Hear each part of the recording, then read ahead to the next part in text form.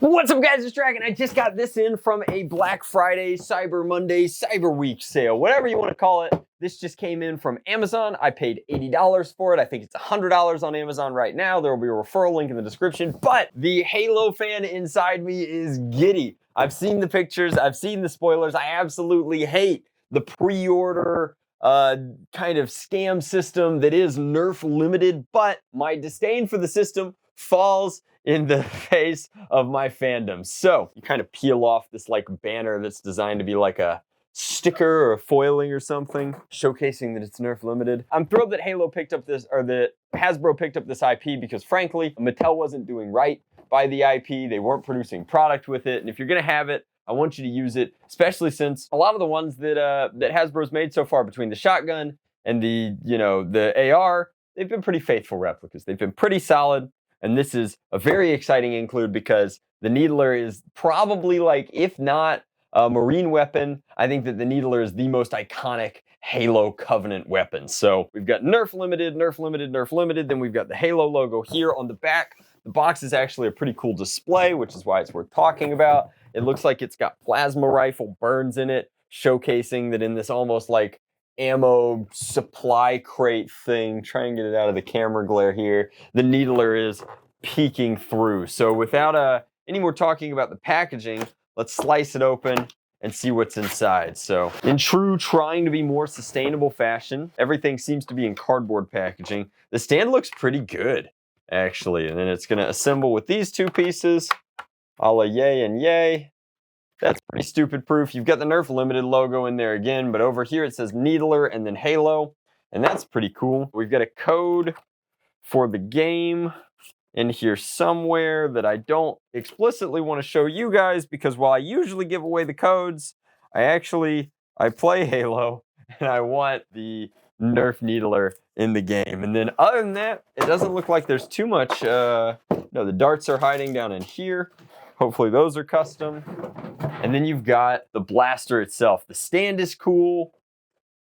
Oh man, does it have batteries in it? Yes.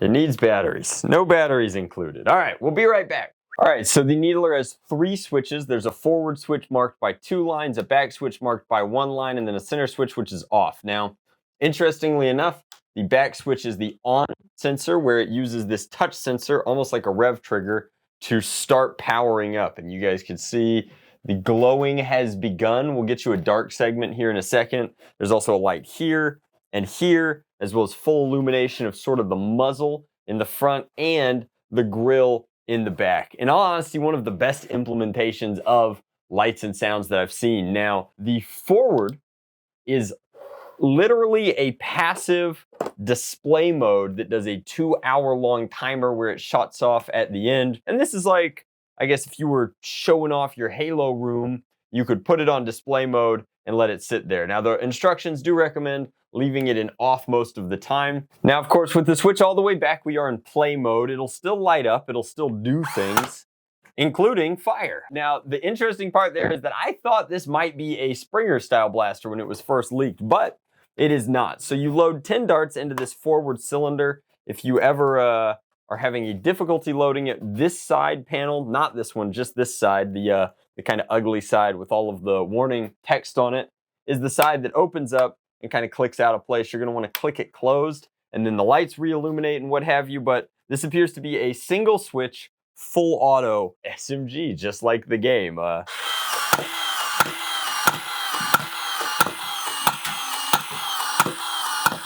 Now, of course, the rate of fire is significantly slower than it is in the game, but, you know, you still want to fear the pink mist. It appears that there is an ammo indicator, and that as I'm firing and running lower on ammo, the needles are depleting from the gun itself, which is so cool. What a great...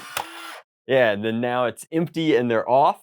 Just a really cool indicator of it's game accurate. All right, so we open this up, which resets it. Nice. And then close it, and then as it fires, that goes dart, dart, dart, dart. Ah, we've got to get you an in the dark segment. Let me reload the blaster. We'll show you that next. Oh yeah, so when it's off, they kind of fade out. When you snap it in, they are definitely like on and activated. We're gonna fire this way so that you guys can see what it does as it fires, but one shot takes out the back row, and they slowly deplete as you fire through. I think the only downside to this product is that it's firing full-length darts, but other than that, it is oh my gosh. There's a ton of value to be had here in the role play aspect. It definitely, makes me want to go dual wield these in a Halo 2 lobby. Let's go ahead and pretend that we reloaded it. Ah, so cool. One of the better implementations of lights, like I said, just hard to overstate how cool it is. It is not entirely without downsides. It seems to be a little small for an in-game accurate model. The needler, of course, designed for Sangheili hands, makes it pretty large. And this isn't even large enough for human hands, at least large style human hands. So I wear a size large glove, and you can see there where my hand hits the grip. The back strap is in this kind of molding. It should really be just a little bit larger. The trigger could be a little bit bigger, and as such, it's a little uncomfortable to hold. But again, it is literally, at its very design, half display piece, half prop, half replica. And truth be told, the kind of people who are shelling out $80 to $100 for a Halo Needler replica are not children looking to play with this explicitly as much as they are collectors and enthusiasts of the brand who also happen to like blaster toys, etc. and so forth. So it looks like once I've let it go for a while, the touch panel fades and I would need to touch it again to bring it back to life. Pretty terrific. Pretty cool. Let's take it outside. Let's put it over the chronograph. Let's evaluate it for its merits as a blaster. All right, so we're out here with our needler. We're gonna turn it on into play mode. It should be detecting my hand on it and lighting up. It is lighting up. It's just that I'm not far enough in. It's not dark and spooky enough. But oh man, can you imagine playing HVZ with this at night? I bet that would be cool. You'd need both of them though. Obviously, like you want to, lean off of a. And I think you have to wear your Mjolnir armor. Like, come on. Everybody just has a power suit ready to go for their HVZ. Imagine, Pat, how slow I'd be in the Master Chief armor trying to play HVZ. We took Drac's best asset playing HVZ and we weighed him down with 50 pounds. Oh goodness. All right, Jinx. I need you to get out of there. I can't even think of a single thing in the Halo universe that looks anything like you, so I'm all out of jokey jokes. We'll move it aside. All right, so let's put a few over here, not too many.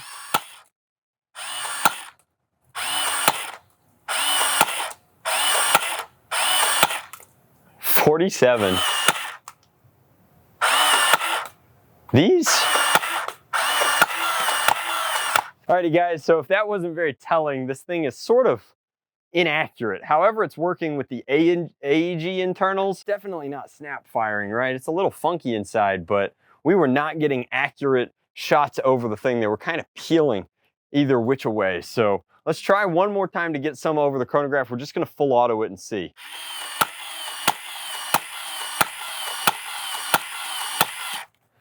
And that looks to be high 40s, low 50s. So if you're buying the Needler as a high performance blaster, don't. But if you're picking it up on the grounds of you really like the role play aspect of it, you're a big Halo fan, I think it's the best display piece we've seen because it's compared to like the Mando blaster or even the Aliens pulse rifle, like this is pretty true to game coloration in a lot of ways. And while the size is definitely off, it's not off by so much that I would say it's taking advantage of the fact that the silhouette is so fantastic, so screams alien, that you don't have to explicitly worry about the safety aspect of the coloration. It doesn't have an orange tip after all. Instead, it's got a pink tip, which is interesting in a legalese sense, but goes further to prove kind of that orange tips are really only, I think, required in the realm of firearms replicas. And this certainly, is not. But I love the lights. Now's a good time to mention that the spines are kind of that sweet rubbery material. And in doing so, they're not dangerous, right? You could put this in your face, and while it wouldn't feel great, if you tripped or fell on it, you don't have to worry about, you could play with this, is I guess what I'm getting at. It's not a hazard to have 20 spikes coming out and stabbing you at any given point in time. Definitely with a 50 FPS kind of maximum and ranges. Well, geez, the ranges are pretty good, proving once and for all that, you know, FPS isn't everything. Those are 40-foot ranges out of this prop-based blaster. Now that's using elite darts, which tend to be lightweight and hardly ever hit what you're aiming at, but if you threw some dart zone waffle tips in there, maybe this would be a very fair, especially low FPS, HVZ kind of stock class blaster. And playing with 2 of these in the power armor would feel pretty radical. I have no doubt at all. So I think that it's sweet. I can't say anything else about it other than, you know, knocking my personal bias aside as a longtime fan of the brand and the franchise, this is one of the best collabs they've done, if not the best NERF Limited blaster so far. And especially if you can get it for under the $100 price point, it's awesome. I mean, it's a great deal. It's a sweet display piece. I'll probably have it in my office for a long time to come. It doesn't need a paint job, although some silver dry brushing would really bring it to life. And I think that we'll be doing a modification guide for it in the not too distant future. So if you'd like to pick one up, I'll have links in the description box down below, possible referral links if you'd like to support the channel in doing so. There's not much to complain about other than the size of the grip, but some consolations have to be made for the fact that it is overall really, really cool. I would happily pay full price for this. I would even be willing to pay a little bit more for it. If it had cost like $150 and come with a more detailed, hand-painted kind of scheme, I think that I would have been happier to go further into that collectible prop realm where we see a lot of the limited edition Hasbro Star Wars stuff. Especially as a playable unit, I think that it's solid. Let me know, agree, disagree, comment section down below. Thank you guys so much for watching.